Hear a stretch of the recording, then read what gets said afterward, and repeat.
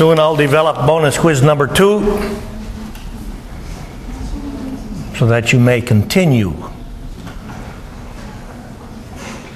with your enrichment of intellectual stimulation.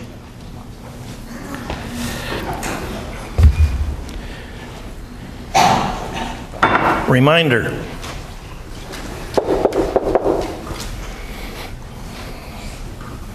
I direct you now to read, study carefully chapters 20 and 21. Much of chapter 20 is a review, at least it should be a review, of what you presumably got from Chemistry 2045 on fundamental aspects of thermodynamics. However, if the 2045 lectures are following the textbook, then in Chemistry 2045, the only introductory consideration you had was devoted to heat exchange and change in enthalpy for a reaction and application of Hess's law. There's a serious shortcoming of that approach, which we'll elaborate on next time. What we need to know about a reaction from a thermodynamic analysis standpoint, from a thermodynamic perspective, is whether or not, under the conditions that the reaction is being studied, can the reaction go? You can't answer that just from delta H. You have to also consider entropy and change in entropy. Change in entropy multiplied by the temperature in Kelvin at which the system is being studied. So that by taking the change in enthalpy for the reaction and subtracting from it T delta S for the reaction, you can get delta G for the reaction, which provides us thermodynamic criterion for spontaneity.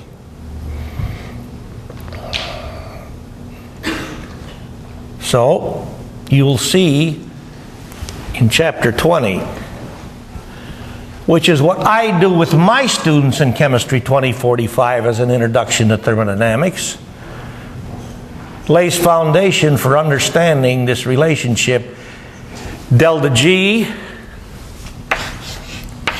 which represents change in free energy for a reaction, is equal to delta H, change in enthalpy for the reaction, which I'm sure you talked about in Chemistry 2045, minus this term. That's in chapter 20. We will devote very little lecture, if at all, to chapter 20. And jump in the main headlong and headstrong into chapter 21. So I expect you to pay attention to these two chapters, recognizing, as I just said, that the bulk of the material from this chapter will not lecture on. And it involves a review, for the most part, of what you've already done in Chemistry 2045. And even if you didn't do it in Chemistry 2045, by golly, you did it in Chemistry 2045L. Assignment 7, solutions. Do you remember being asked to consider thermodynamic analysis, make thermodynamic analysis of reactions and their progress? Hey, so you had this offering. I hope you paid attention to it. If you didn't, along with what's in the notes, you can get out your 45L lab manual if you still have this document and reread the discussion section information for assignment 7. Now, let me also remind you, which I may have said already, There are only two general methods available for chemists to pursue the study of a reaction. And that's what chemists do more often than anything else. Study and run reactions. What are these two general methods of approach? Thermodynamics and kinetics, that's it.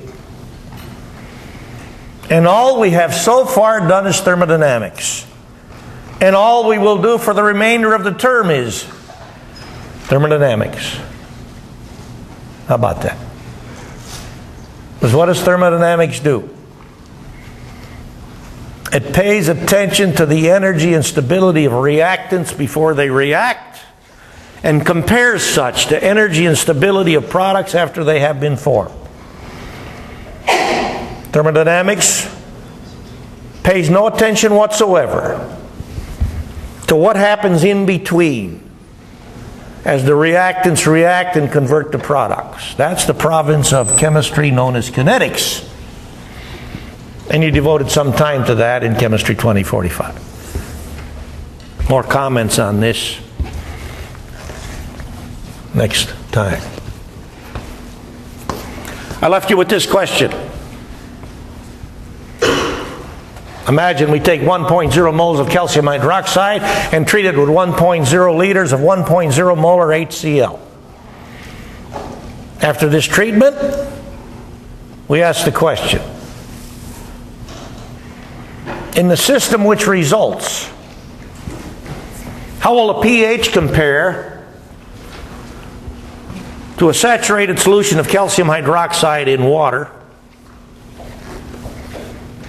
corresponding to a system which contains this equilibrium and this equilibrium only? And in the resulting system, how will the solubility of calcium hydroxide compare relative to the solubility of calcium hydroxide in straight deionized water? I've written the answers here. The resulting system has a lower pH as well as a lower solubility for calcium hydroxide. Why is this? You can write the reaction equations here, no big deal. Hydronium ion, chloride ion, water, and this stuff. There's the PSI. Reaction equation, calcium hydroxide plus hydronium ion. Products, calcium ion and water. Simple reaction.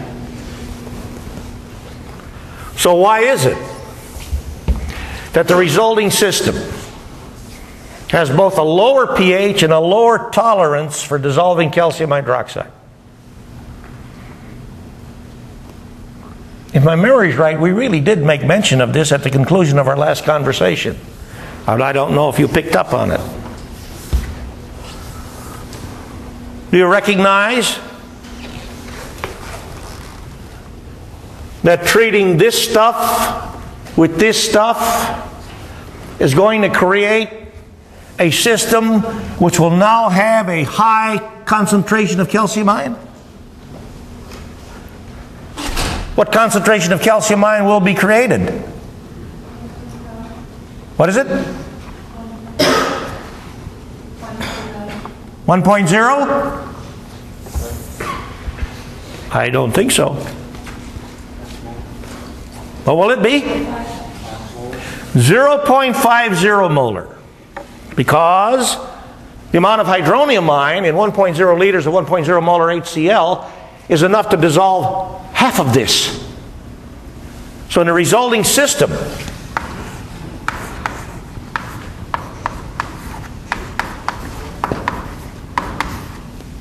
this condition will exist. And the existence of this condition is the reason for both of these observed properties of this system. You see this?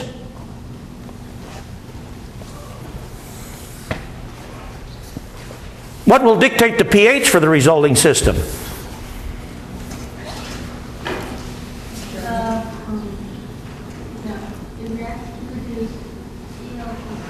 After the reaction occurs.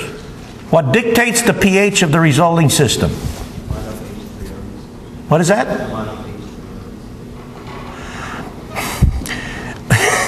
Well, I agree if I can calculate the hydronium ion concentration, I got the pH, but I want to know what's going to determine this hydronium ion concentration. What will be the principal pH controlling stuff in the system after we run this reaction? And where's this hydroxide ion coming from? Yeah. It's coming from this equilibrium, isn't it? But after we want to run this reaction, then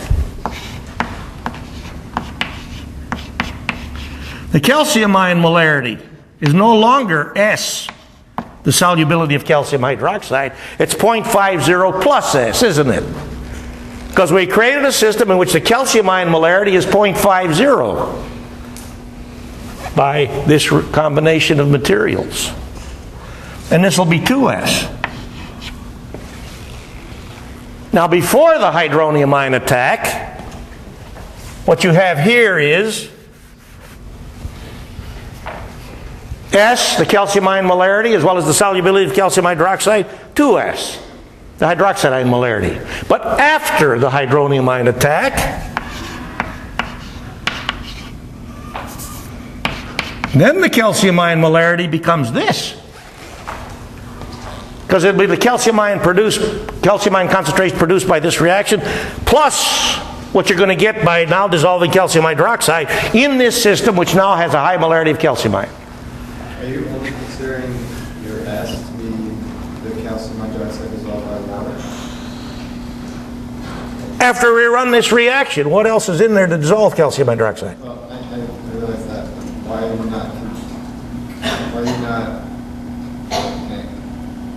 not setting S to include the calcium dissolved by the hydronium, or the calcium and hydroxide that react with the hydronium ion? It's in here. There's the calcium ion produced by reaction with hydronium ion. But why is it separate from S and not included in S? How could it be? I have now produced 0.50 molar calcium ion solution. And I'm going to ask the question, how effectively can I dissolve calcium hydroxide in a solution in which the calcium ion molarity is 0.50 molar? That's a system I made.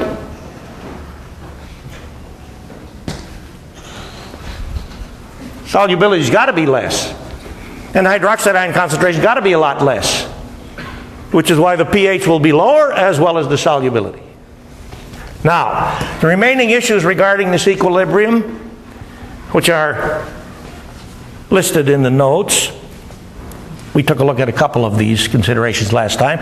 You will take a look at tomorrow in discussion class. Be there. We proceed now to section 19.4. And look at the last consideration offered in chapter 19 regarding how, from a chemical treatment standpoint, we can impact the solubility of a salt of limited solubility in water. The answer is, subject the salt to treatment with something that can react with the metal ion component of the salt and make a species known as a complex ion. Have we developed yet any familiarity with complex ions? Absolutely. Look at the acid-base table, for example. You see the aluminum ion water molecule complex? That's a complex ion. The iron plus 3 ion water molecule complex, that's a complex ion. Anytime you see a formula which contains a metal atom or ion as well as other materials which, as the formula indicates, are bonded to the metal atom or ion, and the whole thing has a charge, it's a complex ion. By now, in laboratory, I'm sure you've encountered a number of complex ions. when you get to assignment 6, maybe some of you are there. Anybody in assignment 6 yet? Almost there. When you get to assignment 6, you'll encounter a whole bunch more complex ions, many of which are formed by metal ions interacting with ammonia. Ammonia is an excellent complex ion former with a number of metal ions. We'll look at that today. We'll lay foundation with what we do today for one of the investigations, which will be part of your Assignment 6 2046L laboratory work. So I wrote, we're going to take a look at the impact on solubility for a semi-soluble salt by forming a complex ion. Now then, we need to add some language to our vocabulary bank for chemistry. Coordinate covalent bond. Because in forming a complex ion, you make one or more coordinate covalent bonds. What is a coordinate covalent bond? Well, in Chemistry 2045, you surely talked extensively about forming covalent bonds. Likely, though, the type of covalent bond which you talked about forming in Chemistry 2045 would involve, say, for instance, formation of the simplest known covalent bond. Hydrogen atom reacts with hydrogen atom to make the simplest molecule, the H2 molecule. A hydrogen atom's got one unpaired electron in its valence environment.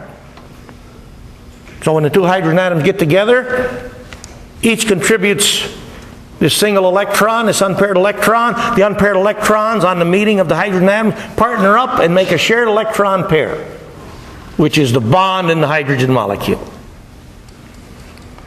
So you recognize in Chemistry 2045, by electron configuration analysis for the atoms of the elements, that atoms which have one or more unpaired electrons in their ground state electron configuration are ready to make covalent bonds. If they get together with other atoms which have one or more unpaired electrons in their valence electron configuration, you're ready to go. Well, the difference is, in forming a coordinate covalent bond, is that rather than each atom which is going to engage in bond formation coming in with an unpaired electron and forming a coordinate covalent bond, one of the bonding species involved in bond formation supplies an empty orbital, an empty valence orbital, and the other species supplies an electron pair. So both the electrons to make the shared electron pair in the coordinate covalent bond come from one of the bonding partners. And we're going to learn that what we just made reference to is interaction between a Lewis acid and a Lewis base. The Lewis acid is that species which supplies the empty valence orbital. The Lewis base supplies the electron pair. The simplest case, at least I think it's arguably the simplest case, of forming a coordinate covalent bond involves the formation of hydronium ion. When H plus makes a bond with a water molecule. H plus has no electrons, let alone valence electrons. It has no electrons. What has H plus got that it can allow it to get involved in bond formation? An empty valence orbital. What is this empty valence orbital? You did this in 2045, now let's put it to use. What I'm asking you to do is to recall what you learned about in 2045 about electron configurations for species. And H plus has got an empty 1s orbital. That's it. Empty valence orbital. There it is. So we see H plus capable of behaving as a Lewis acid. Water molecule, we write its Lewis picture, and we see not one but two non-bonding electron pairs in the valence environment of the central oxygen atom. So what we can imagine regarding a mechanistic approach, or trying to draw a picture of what happens regarding bond formation, is when H plus gets together with the water molecule, one of these non-bonding pairs, we don't care which one because they're identical,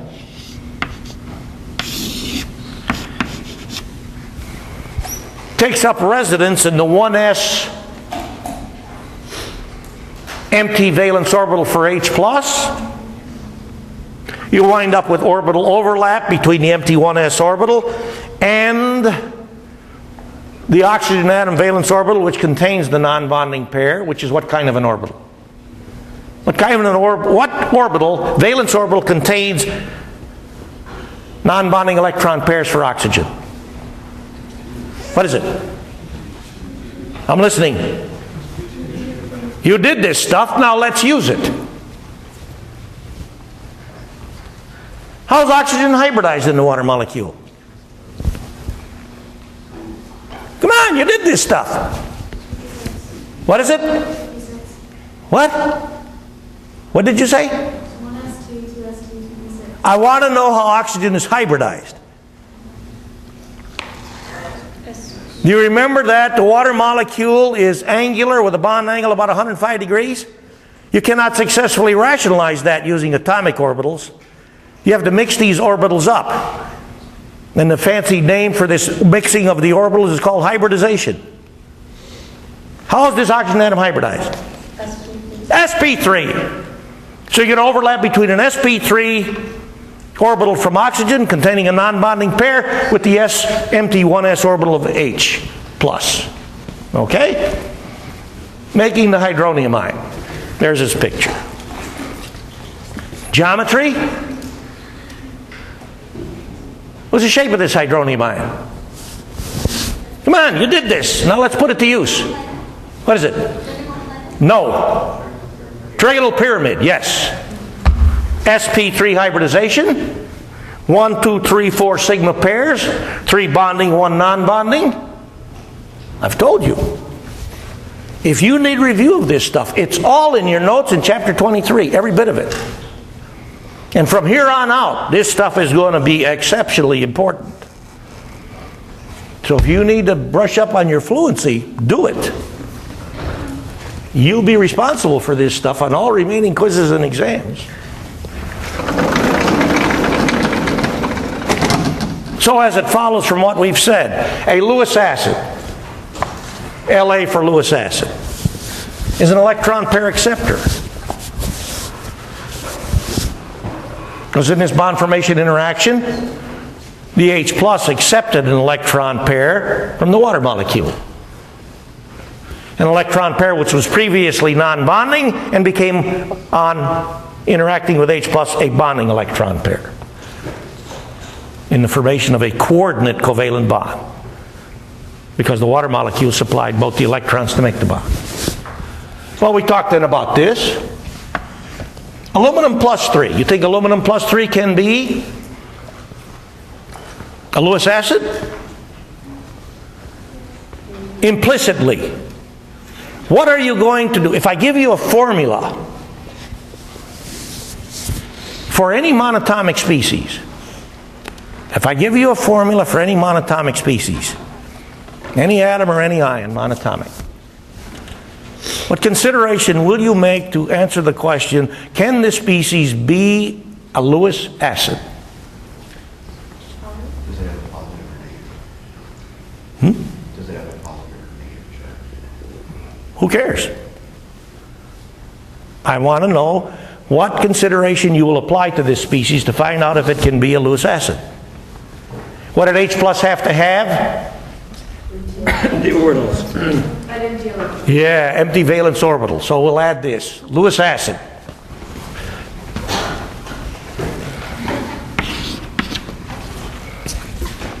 A species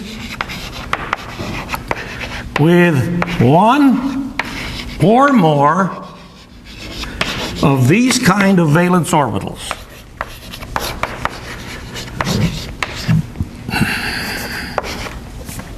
I showed you this before, didn't I? MT for empty. Ha ha ha.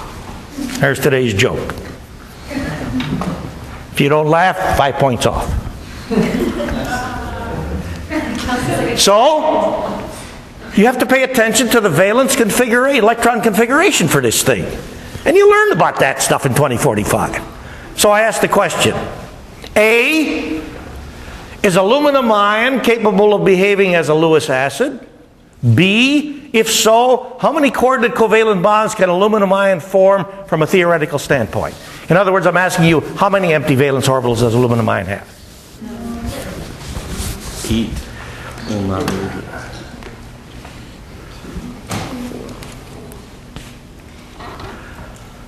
Do you realize that anything with a plus charge has got to have at least one empty valence orbital? All right? So we'll let that stand. We're being able to confirm that those species are all Lewis acids. How many coordinate covalent bonds can aluminum plus 3 form, theoretically? How many?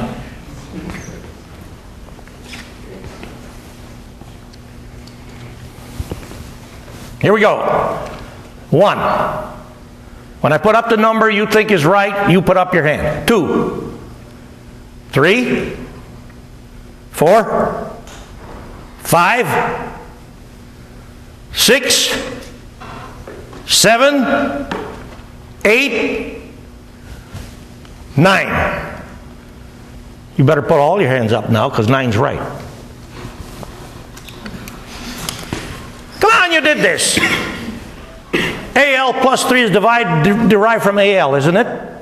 And Al is an atomic member of period number 3, isn't it? That means energy level number 3, isn't it? Do you remember in Chemistry 2045 learning and then using this very simple recipe which comes from quantum mechanics? Remember seeing that in 2045? You didn't see this in 2045? For those of you who have seen this in 2045, what's this mean?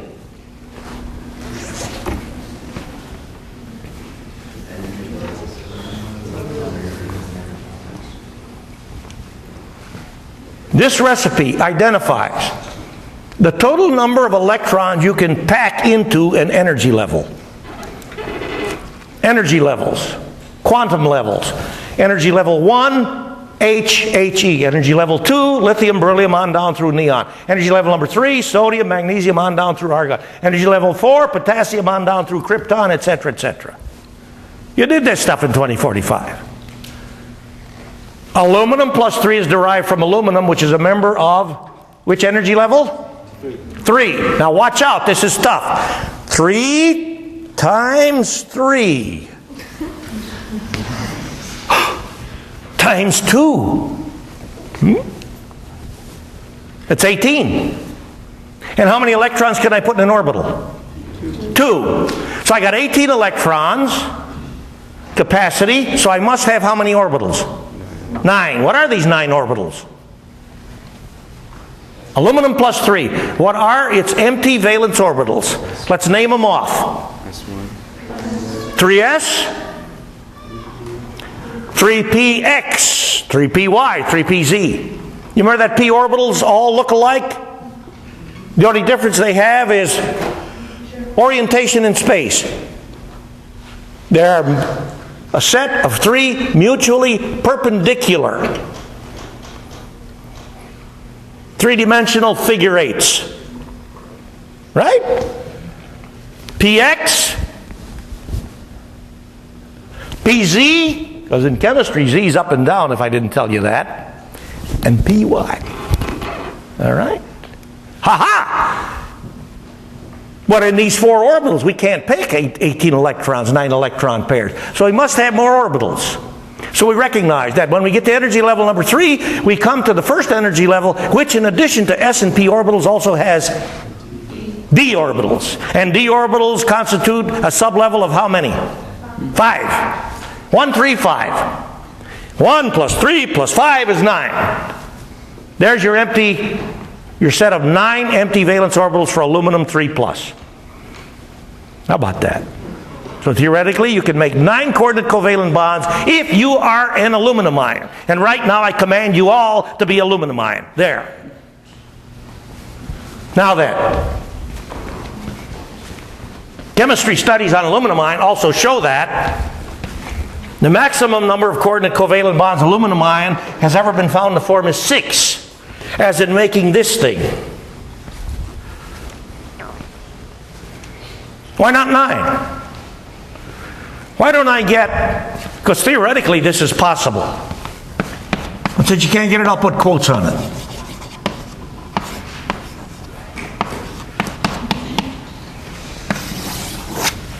Why can't we get this?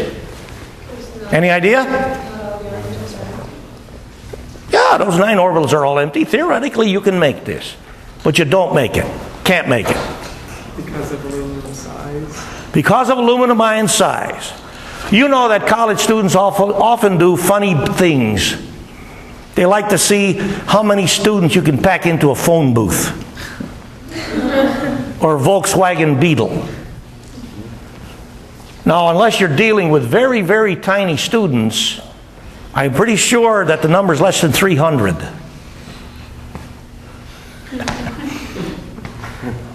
Put another way, if I have a basketball, hoop season is coming up.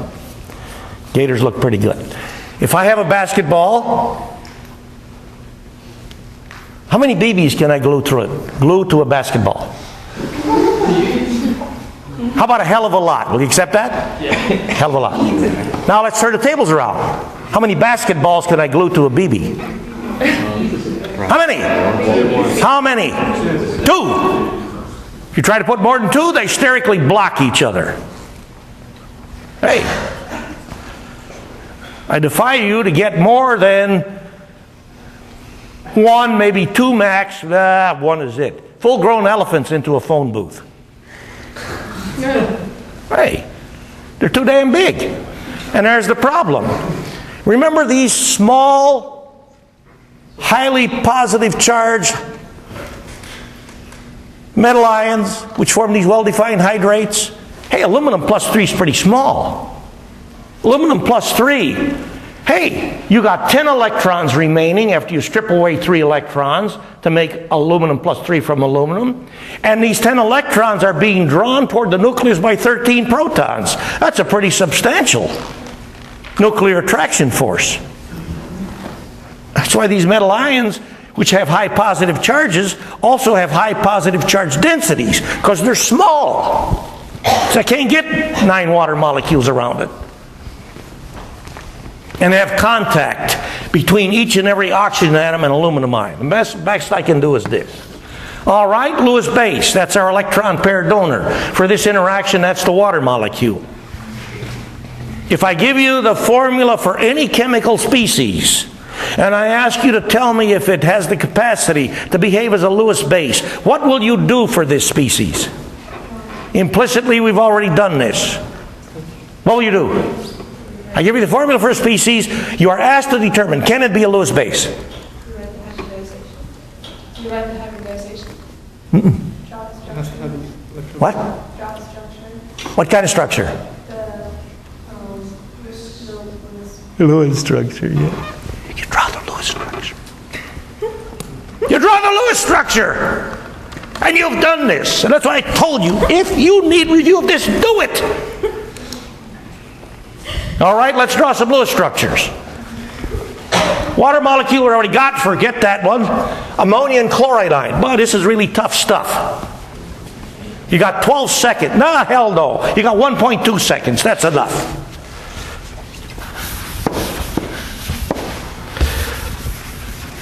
Here's our water molecule.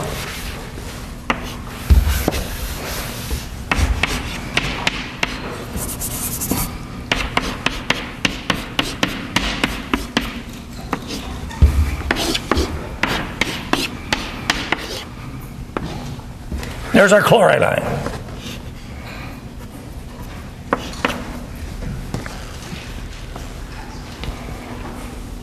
Two non-bonding pairs, one non-bonding pair, 1, 2, 3, 4 non-bonding pairs. You see, what you're looking for as a consequence of drawing the Lewis structure is to see if you have one or more non-bonding pairs, because those are the electron pairs most commonly used by a Lewis base. Sometimes pi electron pairs can also be used, but we're not going to deal with that kind of more fanciful interaction and far less common interaction at this stage of the game. So you want to know if something's going to be a Lewis base? You write its Lewis structure and look for one or more non-bonding pairs. That's all you have to do. Now then, does the number of non-bonding pairs relate to the strength of this thing as a Lewis base? 2, 1, 4.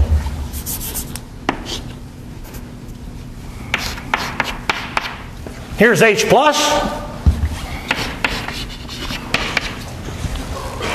Here's Ag plus. Now, did you realize with what we wrote, H plus connecting with the water molecule to make hydronium ion is also a Lewis acid, is also a Bronsted acid-base reaction because it involved H plus transfer? Statement. Each and every Bronsted acid-base reaction is also categorizable as a Lewis acid-base reaction. But the converse is not true. If we're looking at a battle, this Lewis base is fighting this Lewis base, which is fighting this Lewis base. For this Lewis acid, which of these Lewis bases wins? We've done this. What is it? Which of these wins the battle? Which of these three will win the battle? Ammonia. This is the best base here. You know that. David, chapter 18. You forget that? Only one non-bonding pair, but this thing wins hands down. Answer? Which we'll expand upon in chapter 23. Atomic electronegativity. That's where the answer lies. More on that later. Now let's play with a different Lewis acid. Silver ion. We've already told you that hydrated silver ion has an acidity which is very, very weak, small. We want to know which of these three Lewis bases will win the fight for silver ion. In our remaining couple of minutes, let's do an investigation. I put a little deionized water in this flask just to build up the bulk of the system to make it more easily visible. Here's silver nitrate solution, 200 molar, just like you use it in the laboratory. I'll put a good slug of that in there.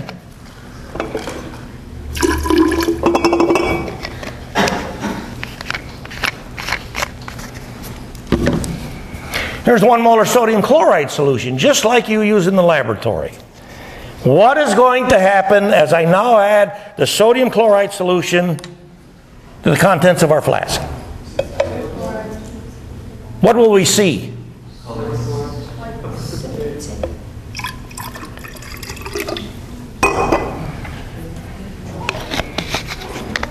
Kind of a milky appearing material.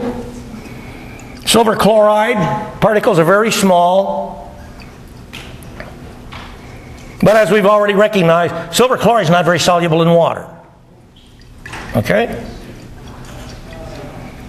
Now, 6.0 molar ammonia. We're not going to put ammonia in here and invite ammonia to get in this battle. Okay? I'll squirt the ammonia in.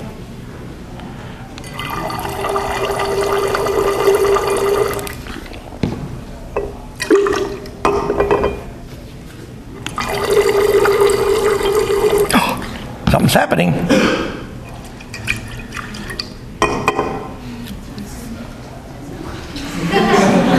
It's magic. Where'd the silver chloride go? Well, clearly it dissolved. And as it dissolved, it became this stuff. The silver ammonia complex ion. So now we've constructed a system in which each of these three Lewis bases are present and therefore have engaged in a battle for silver ion. Question. Who won the battle? I hear an across the board vote for ammonia. We'll pick it up from this point next time. And keep your mind on this one. We got something more to do with this. So,